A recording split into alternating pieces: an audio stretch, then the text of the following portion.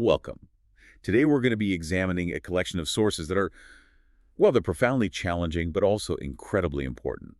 We're looking at the life, the murder, and the complex legacy of Matthew Wayne Shepard. Matthew Shepard lived from 1976 to 1998. He was an American university student, and his murder in Laramie, Wyoming really became a lightning rod. I mean, it was more than just a crime. It focused this unprecedented national and international spotlight on LGBTQ rights. And it exposed a huge gap in hate crime legislation in the United States at the time. A massive one. So our mission today is to work through these documents and really pull out the most essential information. We want to go beyond the headlines that everyone remembers and look at Matthew's background, the brutal timeline of the attack itself, and the legal narratives that followed. And those narratives are key because they shift and often contradict each other, especially when it comes to motive. Exactly.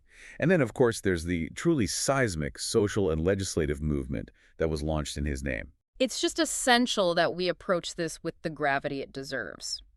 As we go through the details, and you should know some of them are deeply disturbing, we're going to present the facts as neutrally as we can. But always with the appropriate sympathy for Matthew and for the incredible pain his family has endured. Absolutely. Okay. So to really understand the impact of what happened, we have to start with his life. Before his death came to define him, Matthew Shepard was born in Casper, Wyoming on December 1st, 1976. He was the older of two sons. His parents were Judy and Dennis Shepard, and he had a younger brother, Logan, who was about 4 years younger. The sources suggest they were a very close family. And his early years seem to have been pretty grounded. He was raised Episcopalian, even served as an altar boy. Right, which indicates a certain engagement with his community, with ritual.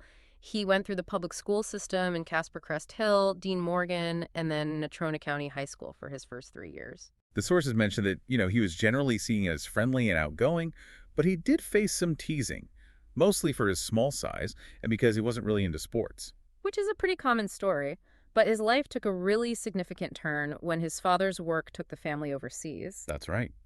His dad, Dennis, was hired by Saudi Aramco, and the whole family relocated to a residential camp in Dhahran, Saudi Arabia. But Matthew didn't finish high school there. He moved again, this time to Switzerland, to finish his education at the American School in Switzerland, which is also known as TASIS. That's a lot of moving around for a teenager. Different countries, different cultures. Wow. While he was at TASIS, he took theater courses, studied German and Italian. But there's a detail from his high school years that is it's critically important to understanding his later life, and it's a deeply traumatic one. This incident, it happened before he even started college. That's right. The sources are very clear on this. During a high school trip to Morocco in 1995, Matthew was abducted, beaten, and sexually assaulted. And this experience just laid the groundwork for some severe mental health challenges that he would battle for the rest of his life. The effects were immediate and devastating. His mother documented that it triggered deep clinical depression and these paralyzing panic attacks. And it was severe. I mean, we're talking about suicidal ideation and multiple hospitalizations in the years that followed as he just tried to cope with the aftermath of that assault. It just paints a picture of a young man carrying this immense, invisible weight, this trauma. And the sources do suggest a potential link between this pain and some of his other challenges. Yes. One of his friends expressed concern that the severity of his depression and maybe his attempts to self-medicate or cope might have led him towards some involvement with drugs during his college years. It's a complex part of his story that's mentioned in some of the accounts of his life, even if it wasn't a central part of the legal proceedings later on. Right. So after high school, he briefly attended Catawba College in North Carolina and then Casper College back in Wyoming before settling in Denver for a while. And eventually, he enrolled at the University of Wyoming in Laramie. He chose to major in political science. And even with everything he was dealing with personally, he was clearly engaged. He was minoring in languages and was even chosen as the student representative for the Wyoming Environmental Council. The accounts from people who knew him really stand in stark contrast to the violence he would later endure. They really do. I keep coming back to his father's description of him. He called Matthew an optimistic and accepting young man who had a special gift of relating to almost everyone.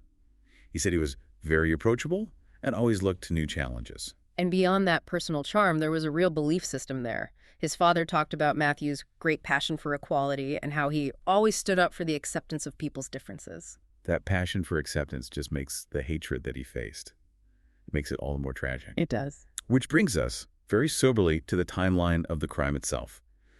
Let's walk through the events of Tuesday, October 6, 1998. Matthew was 21 years old. He was at a local bar in Laramie called the Fireside Lounge. And while he was there, he was approached by two local men, Aaron McKinney and Russell Henderson. They were both in their early 20s as well.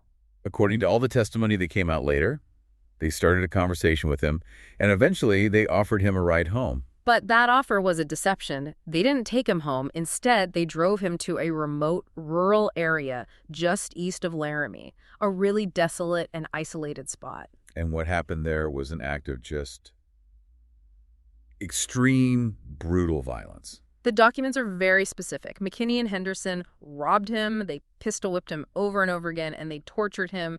Then they tied him to a wooden split-rail fence and just left him there to die. The temperatures that night were near freezing. They were. And it's important to pause on a specific detail here, partly to correct something that was widely misreported at the time. You're talking about the fence. Exactly. A lot of the early media reports, maybe to sensationalize it even more, they claimed he was tied to a barbed wire fence. But the official court records and all the primary sources confirm it was a wooden split-rail fence. And the pistol whipping. That's what caused the catastrophic injuries. He had multiple fractures to his skull. The media coverage at the time, pulling from first responder accounts, often focused on one specific heartbreaking detail. The tears. Yes. That his face was so badly beaten and covered in blood that the only parts that looked clean were the streaks that had been washed by his tears. It just speaks volumes about the level of suffering. Yeah. And what's really disturbing is the testimony about the perpetrator's state of mind when they did this. Yeah, the sources are clear that the girlfriends of both McKinney and Henderson later testified that neither of them was under the influence of alcohol or other drugs during the attack. Which suggests the violence was deliberate, it was conscious, it wasn't fueled by some kind of substance impairment. After leaving Matthew at the fence, they didn't just disappear, they drove back into Laramie. And the sources indicate that they had his address and were actually planning to break into his home to steal more things. So the robbery was intended to be ongoing.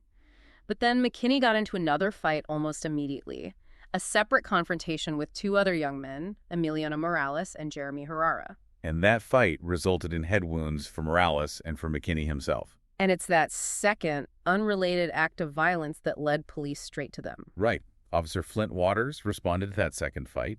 He arrested Henderson, and then he searched McKinney's truck. And that search turned up everything. A blood-smeared .357 Magnum pistol, which was the weapon used to beat Matthew. They also found Matthew Shepard's shoes and his credit card right there in the truck. And they also tried to get their girlfriends, Kristen Price and Chastity Paisley, to give them false alibis. Right, and help them get rid of the evidence, but that didn't work. Meanwhile, Matthew was still tied to that fence for about 18 hours. He was found the next day, still tied up, already in a deep coma. He was found by a cyclist, a man named Aaron Kreifels. And in just a tragic, unforgettable detail, Kreifels said he initially mistook Matthew's small, broken body on the post for a scarecrow in the distance. Unimaginable. He was barely breathing when he was found. And that discovery set off this frantic response from law enforcement. And it really highlighted the bravery of the first officer who arrived on the scene, Reggie Flutie. Her response is, it's rightly documented as heroic. Mm-hmm. She found Matthew alive, but just completely covered in blood from the head wounds. Mm-hmm. And she realized right away that the medical gloves she'd been issued were faulty. She had run out of usable pairs. And knowing his airway was blocked by blood, she just made a split-second decision. She used her bare hands to try and clear his mouth to help him breathe. It was an immediate life-saving act under just incredible duress. But the tragedy of that situation deepened the next day. Because of the nature of the injuries and all the blood, Officer Flutie was informed that Matthew was HIV positive. And because she might have had open cuts on her hands, she was now facing her own personal health crisis. To reduce the risk of contracting the virus, she had to undergo a months-long regimen of AZT, which is an antiretroviral medication. It's used as a post-exposure prophylaxis. So she had to endure months of anxiety and physical side effects before she finally tested negative for the virus. And that information about Matthew's HIV status was kept private.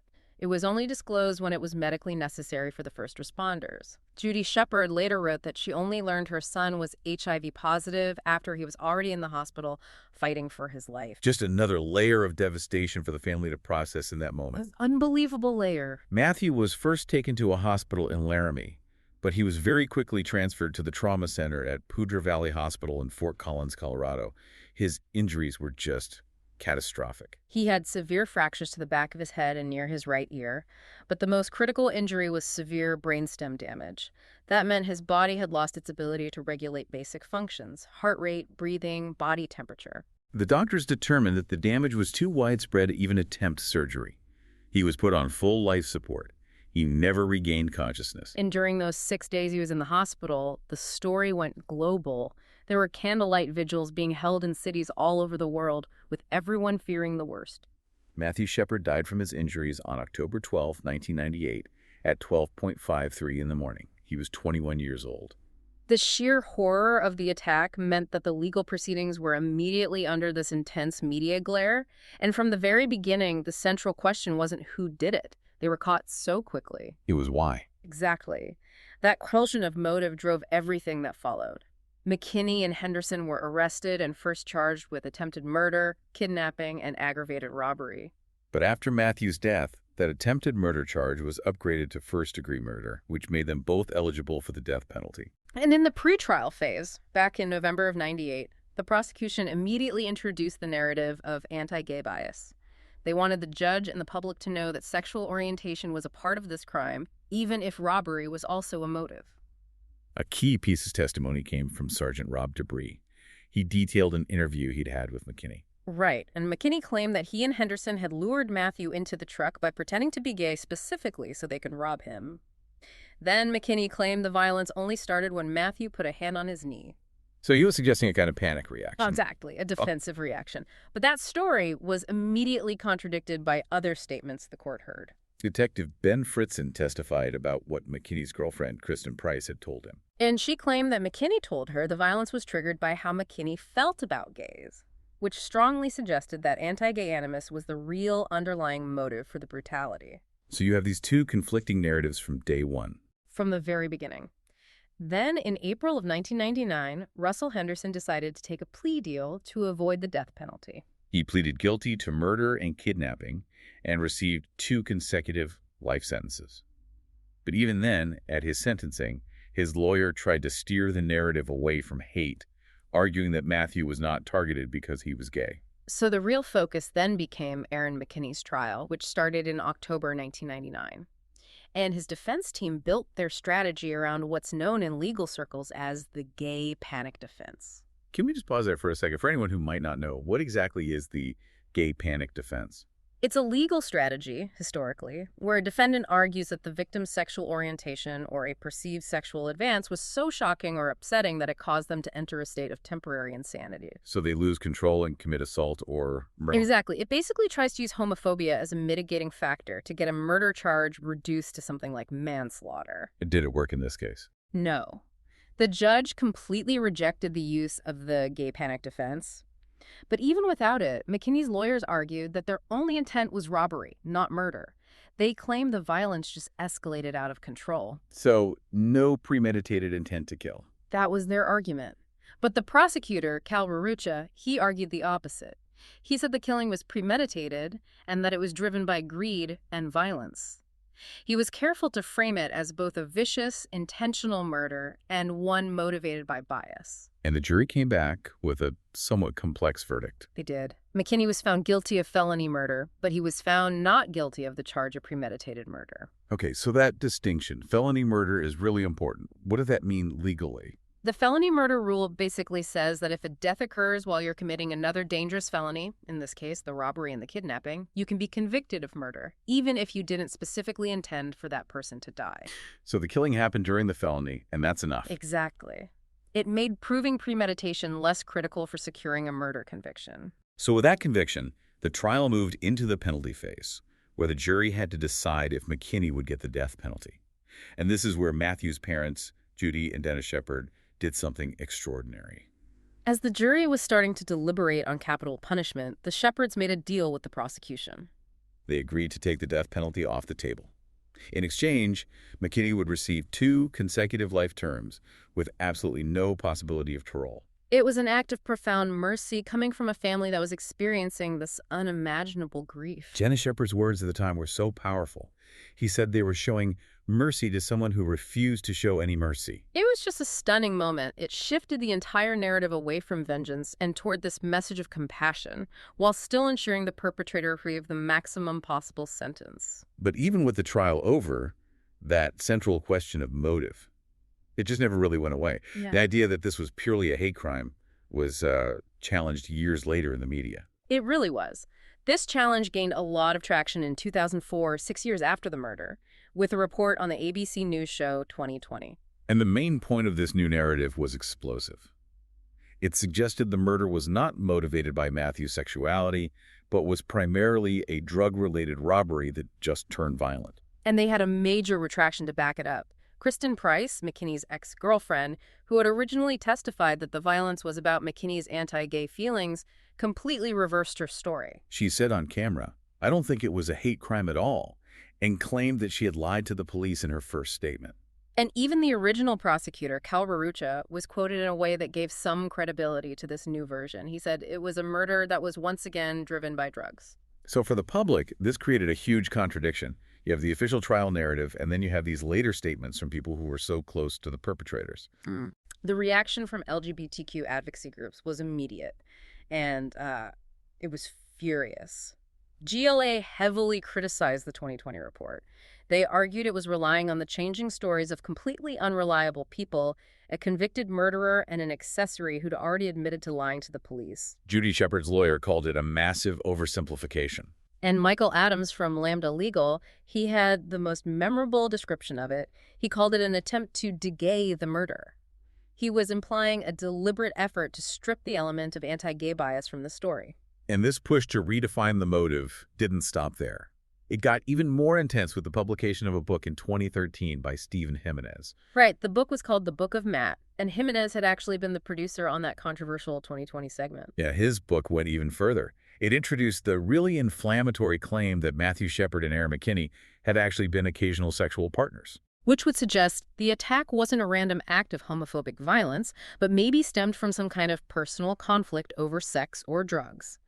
Jimenez even cited a detective who allegedly said Matthew's sexual orientation certainly wasn't the motive. So how was this book received? Because it created a fierce debate. A very fierce one. Critics called it sensational and irresponsible, a form of victim blaming, but others defended it, and the division went right into law enforcement itself. Some of the original investigators criticized Jimenez's conclusions, while others maintained that drugs and greed were, in fact, major factors. So what this leaves you with, as someone trying to understand this, is a really fragmented record. The sources present at least 3 competing motives: pure anti-gay hatred, a robbery gone wrong fueled by greed, or a fatal argument between acquaintances involved in drugs. Or some combination of all 3. And what's clear is that the facts of the motive were almost immediately politicized. The power of the murder to spark legislative change became, in some ways, more important than finding a single definitive motive that everyone could agree on. That ambiguity is now a permanent part of his legacy. It is. And regardless of the truth about the motive, the social and political impact was immediate and transformative. The news of the murder was met with global grief, but also with these severe anti-gay protests that, in a way, demonstrated the very hatred the crime had come to symbolize. The most notorious of these protesters were members of the Westboro Baptist Church, led by Fred Phelps. They picketed Matthew's funeral, they picketed the trials, holding these just shocking signs: Matt in hell, God hates fags. And you just have to imagine the emotional toll on Judy and Dennis Shepard. They're trying to navigate their son's death, the trial, and they have to sit in the courthouse and hear these protesters shouting vile things at them. It was in direct response to that targeted hate that one of the most powerful and lasting images of this whole tragedy was created. Angel Action. Angel Action. Wow. It was organized by Matthew's friend, Romaine Patterson. It was an impromptu counter-protest. And it was such a simple, beautiful idea. Members of the group wore white robes and these gigantic angel wings. They stood in a circle around the Westboro protesters. And formed this massive, silent human barrier that physically blocked the hateful signs from the view of the family and the media. It was an act of protective solidarity that just captured the public's imagination. And that same spirit of activism led directly to the formation of the Matthew Shepard Foundation. Dennis and Judy Shepard started it in December of 1998, right after their son's death, and it has since become this powerful force for LGBTQ rights advocacy, especially for supporting gay youth. But this also brought up a really interesting and challenging point about how we turn victims into symbols. Right. The activist John Stoltenberg raised this provocative question. He argued that by portraying Matthew solely as a gay-bashing victim, we might actually be presenting an incomplete story. His argument was that we shouldn't ignore the full tragedy of Matthew's life, the earlier trauma of the rape, the depression, the hospitalization, the potential drug use, just to create a simpler, more politically useful narrative. He argued that ignoring that complexity will do nothing to help other young men in our community who were sold for sex, ravaged by drugs, and generally exploited. It's a call for a more holistic kind of support, not just legislative action. But his death absolutely exposed a huge political vacuum. At the time, there was no federal law and no Wyoming state law that recognized crimes based on sexual orientation as hate crimes. There was no legal mechanism to add weight to the sentencing because of the anti-gay bias. And Matthew's friends, they saw this gap immediately. Within hours of him being found, they were already contacting the media and officials. The goal was to make sure that the fact that Matthew is gay did not go unnoticed. One friend recalled that they wanted to make Matt a poster child for their cause. It was an immediate, calculated decision to link the crime directly to the lack of a hate crimes law in Wyoming. That public pressure led to a bill being introduced in the Wyoming legislature. And that's where you see the sharp political division in the state. The bill failed on a perfect 30-30 tie vote. So with state efforts completely stalled, the focus had to shift to the federal level. And that struggle would last for more than a decade. Even before Matthew's murder, President Clinton had been trying to expand federal hate crime laws. A bill was first introduced back in 1997. But Matthew's murder gave that legislation a new urgency and a face. A version of the act actually passed both the House and the Senate in 2000. But it was stripped out in a conference committee, a political maneuver that just killed it. So it never even reached the president's desk. The fight just went on and on. In 2007, the legislation was finally named the Matthew Shepard and James Byrd Jr. Hate Crimes Prevention Act. Linking Matthew's case with the horrific murder of James Byrd Jr., a black man who was dragged to his death in Texas that same year, 1998. It was a way to show the bill's reach across different protected groups. But the bill ran into a huge political wall in the executive branch. President George W. Bush indicated that he would veto the legislation if it came to his desk, and that threat was enough to kill it again in that session. The election of Barack Obama was the turning point. He committed to finally passing the act. But the debate leading up to it in 2009 was still incredibly intense. There was that moment when a congresswoman from North Carolina, Virginia Foxx, called the hate crime label on Shepard's murder a hoax. She faced immediate, massive backlash and had to retract her comments, calling them a poor choice of words. But despite that opposition, the momentum was finally there. The House passed it, 249 to 175, in April of 2009. The Senate then cleverly attached it as an amendment to the National Defense Authorization Act, which made it very difficult for opponents to vote against. And it finally passed the Senate in October 2009 with a vote of 68-29. This legislative journey, more than 10 years after his death, finally ended when President Barack Obama signed the bill into law on October 28, 2009. And after that monumental legislative win, Matthew's life was given a final physical resting place. In October of 2018, 20 years after he was killed, his ashes were interred in the crypt of the Washington National Cathedral. The ceremony itself was just filled with historical significance. It was presided over by the Right Reverend Gene Robinson, the first openly gay Episcopal bishop.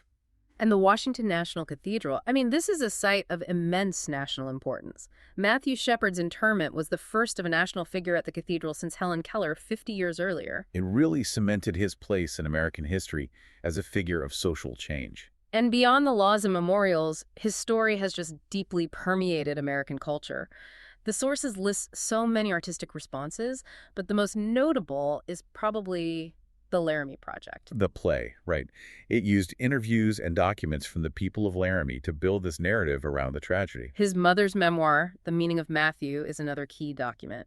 And then there was music. Melissa Etheridge wrote the song Scarecrow, which is a reference to how he was found. And his legacy even reached professional sports. The NBA player Jason Collins wore the jersey number 98 for the year Matthew died. And Collins later came out as gay, and when he did, his number 98 jersey became a top seller. It was a really powerful symbol of advocacy and visibility. So as we look back on all of this, the personal tragedy, the decade-long legislative fight, the contradictory evidence about motive, we're forced to accept that his legacy is just defined by its complexity.